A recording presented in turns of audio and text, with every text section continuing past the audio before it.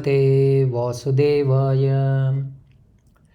శ్రీ విష్ణు సహస్రనామ స్తోత్రంలోని 90వ శ్లోకంలో శ్రీ మహావిష్ణువు 12 నామాలతో కీర్తించబడ్డాడు.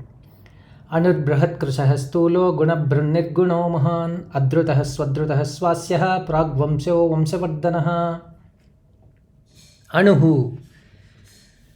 అణతి గచ్చతీతి అణుః, కదులువాడు వ్యాపించువాడు అణువు, అణుస్వరూపుడు. అణతి శబ్దాయతే, శబ్దస్వరూపుడగు పరమాత్మ అణువు. అణువు సూక్ష్మాతి సూక్ష్మమైనది. ఈ సూక్ష్మాతి సూక్ష్మమగుట చేత కంటికి కూడా కనపడని జీవులందు వ్యాపించి ఉన్నాడు పరమాత్మ. కంటికి కూడా కనపడని జీవులను బ్యాక్టీరియాలని పిలుస్తారు. ప్రత్యేక భూతద్దముతో మాత్రమే చూడగలం. పంచభూతముల కంటే సూక్ష్మమైనవి పంచభూత గుణములు. వాటికంటే సూక్ష్మకరమైనది మహత్, దానికంటే సూక్ష్మమైనది ఈశ్వర చైతన్యం. అది అనుభవానికి మాత్రమే అందున్నది. అచింత్యం చాప్రమేయం చ వ్యక్తావ్యక్త పరంచయత్, సూక్ష్మాత్ సూక్ష్మతరం జ్ఞేయం తన్మే మనఃశివ సంకల్పమస్తు అని మహాన్యాసకర్త వ్యాఖ్య. ఇట్టి సూక్ష్మతముడైన శ్రీ మహావిష్ణువు అణువుగా కీర్తించబడ్డాడు. తదుపరి నామం బృహత్. అణోరణీయాన్ మహతో మహీయాన్ అన్నది శృతివాక్యం. ఇందులో అణోరణీయాన్ అన్నదే అణువు. అణువులందు అణువు పరమాణువుగా గుర్తించబడింది. ఇక మహతో మహీయాన్ అంటే గొప్ప పరిమాణము గల వాటిల్లోకెల్లా మరింత గొప్ప పరిమాణమే మహతో మహీయాన్. ఈ అనంత విస్తారమైన విశ్వమే పరమాత్మ. సత్యం అనంతం బ్రహ్మ అన్నది ఉపనిషత్తు. అణువు కన్నా చిన్నది పరమాణువు, గొప్పలో మరింత గొప్పది విశ్వం. సూక్ష్మాతి సూక్ష్మ పరిమాణము నుండి గొప్పలో మరింత గొప్ప పరిమాణం వరకు వ్యాపించిన శ్రీ మహావిష్ణువు బృహద్రూపుడు. దీనినే పిపీలికాది బ్రహ్మ పర్యంతం అంటారు. తదుపరి నామం కృశః. కృశః అనగా కృశించిన ఆకారం కలవాడు, తేలికైన వాడు పరమాత్మ.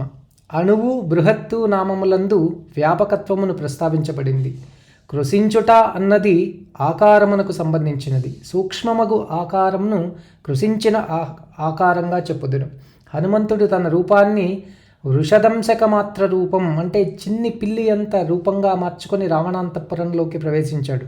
గొప్పదైన రూపమును చిన్ని పిల్లి ప్రమాణమునకు తెచ్చుటయే కృశించుట. స్థూలం కానిదేదో అదియే కృశః. సన్నని ఆకారమే కృశించిన ఆకారం. ఇట్టి ఆకారం గల శ్రీ మహావిష్ణువు కృశః. తదుపరి నామం స్థూలః. స్థూలమన్నది బరువైనది. అపరిమితమగు ఆకార విశేషమే స్థూలం. లావుగా ఉండుట అన్నది సామాన్య జనభాష. పరిమితికి అందని వృద్ధిని స్థూలంగా చెప్పుదురు. ఆంజనేయుడు సముద్రమును దాటుటకు సిద్ధపడినట్టి ఆకారం స్థూలం. లంకలో ప్రవేశించిన ఆకారం కృశం. సర్వత్రా వ్యాపించిన పరమాత్మ విశ్వరూపుడు. ఆ విశ్వరూపమే స్థూలం. కరచరణాదులతో కూడిన అర్చావతారమే స్థూలం. స్థూల శరీరంలోనున్న ఆత్మయే సూక్ష్మం. సమస్తము నిండిన విశ్వం రూపంతో ప్రకాశించు శ్రీ మహావిష్ణువు స్థూలంగా కీర్తించబడ్డాడు. తదుపరి నామం గుణభృత్. గుణములను భరించువాడు పరమాత్మ. సత్వ రజోగుణము తామస గుణములని గుణములు 3. కనపడునట్టి ప్రకృతి అంతయు గుణమయం. నిర్గుణుడగు పరమాత్మ ఈ 3 గుణ సమిశ్రమంచే 3 విధములకు జీవులను సృష్టించి చైతన్య రూపంగా సంచరించునని మహర్షుల వచనం. గుణముల చేతనే రాగాది వికారములు కలుగుతూ ఉన్నాయి. సృష్టి యందు కార్యకారణ సంబంధం, జీవులందు రూపనామ క్రియాభేదములు కలుగుతూ ఉన్నాయి. జ్ఞానమునకు కారణం సత్వగుణం, కర్మ కారణం రజోగుణం, క్రియాశూన్యతకు కారణం తమోగుణం. ఈ విధంగా గుణములను ఆధారంగా ప్రకృతిని తత్సంబంధ జీవులను ఉత్పత్తి చేయు శ్రీ మహావిష్ణువు గుణభృత్. తదుపరి నామం నిర్గుణః. అంటే గుణం లేనివాడు, గుణ సంబంధం లేనివాడు నిర్గుణుడు. గుణముల ఆధారంతో త్రిగుణాత్మకమగు చరాచర జగత్తును సృష్టించినను పంచభూతములు వాటి గుణములకు శబ్ద స్పర్శ రూప రసగంధములకు కారణమైన వాడు పరమాత్మ. ఇంతటికీ కారణమైన పరమాత్మ దేనికినీ సంబంధం లేక చరించు నిర్మలుడు, పరిశుద్ధుడు, నిర్గుణుడు. కేవలో నిర్గుణ నిశ్చయమని ఉపనిషత్తులచే కీర్తించబడు శ్రీ మహావిష్ణువు నిర్గుణుడు. తదుపరి నామం మహాన్. మహాన్ అనగా మహాత్ముడని అర్థం. అవయవములు గాని గుణములు గాని దేనితో సంబంధములు లేనివాడు, అనగా రూపనామ గుణ క్రియాదులు లేనివాడు, సర్వత్వంత్ర స్వతంత్రుడు, పిపీలికాది బ్రహ్మ పర్యంత సృష్టికి కారణమైనను దేనియందును దేనికిని అందని శుద్ధ సత్స్వరూపుడు, సర్వుల చేత పూజింపబడే సగుణ నిర్గుణ స్వరూపుడగు శ్రీ మహావిష్ణువు సర్వాత్మ మహాత్మగా కీర్తించబడ్డాడు. తదుపరి నామం అధృత. ధృతమనగా ధరించుట, దీనికి వ్యతిరేకం అధృత. ధరించకపోవటం అధృతం. పరమాత్మ సూక్ష్మాతి సూక్ష్ముడై సర్వత్రా ప్రవర్తించుతూ ఉన్నాడు. వాక్కుకు మనస్సుకు అందక చరించు పరమాత్మ సర్వాతీతుడు, భావాతీతుడు. సర్వగుణ భావములకు అందక ప్రవర్తించు శ్రీ మహావిష్ణువు అధృతుడు, దేని ఆధారం లేని స్వతంత్రుడు. తదుపరి నామం స్వధృత. తన చేత తానే ధరించడి పరమాత్మ స్వధృతుడు. దీనినే సామాన్య భాషలో తన కాలిపై తానే నిలవటం అని అంటారు. పరమాత్మ చైతన్యమూర్తి, చరాచర విశ్వంలో అంతర్యామి అయి సర్వమును ప్రవర్తింపజేయు సూక్ష్మాతి సూక్ష్ముడిగా ప్రకాశించువాడు పరమాత్మ. దీనిని గురించి ఆలోచించిన సర్వమును భరించినవాడు ధరించినవాడు పరమాత్మగా తెలియబడుచున్నాడు. ఉదాహరణకు కాళ్ళు చేతులు వీటిని కదిలించుచున్నది చైతన్యమే కానీ ఇతరం కాదు. ఈ క్రమంలో అవయవాదులను భరించున్నది ధరించున్నది చైతన్యమే కానీ అవయవములు కాదు.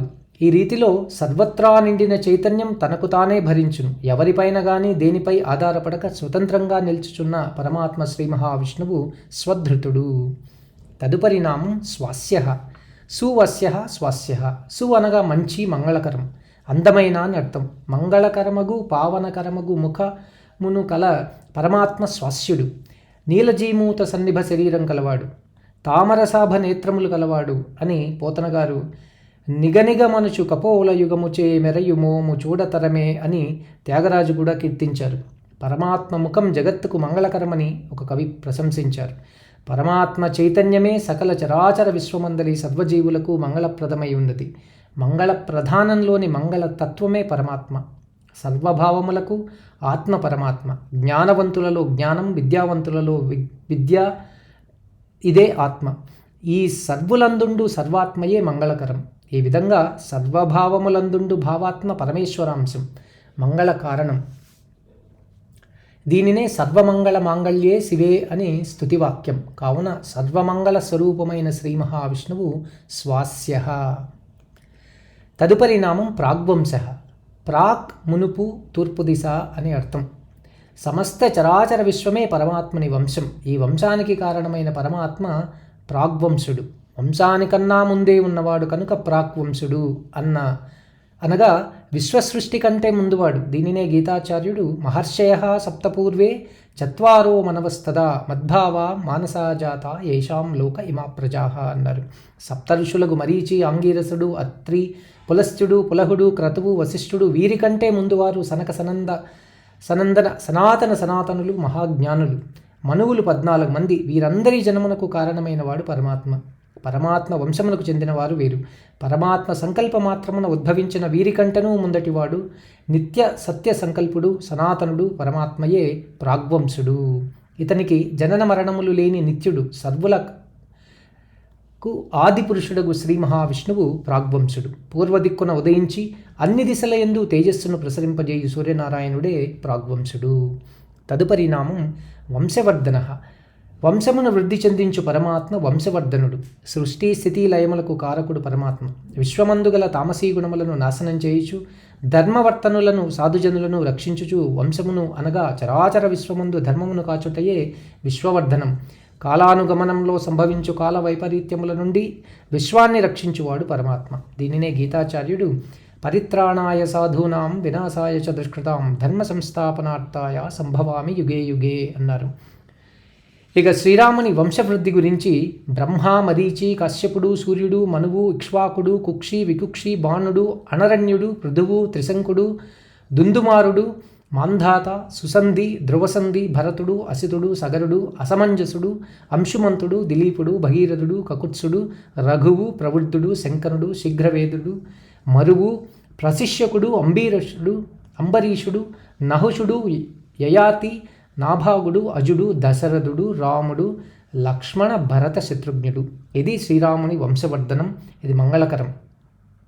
ఇక శ్రీరాముని కుమారులు లవుడు కుశుడు. లక్ష్మణుని కుమారులు అంగదుడు చంద్రకేతువు. భరతుని కుమారులు పుష్కరుడు తక్షకుడు. శత్రుఘ్నుని కుమారులు సుబాహుడు శృతసేనుడు. అనుర్బృహత్కృశస్థూలో గుణభృన్నిర్గుణో మహాన్ అద్రుతః స్వద్రుతః స్వాస్యః ప్రాగ్వంశో వంశవర్ధనః.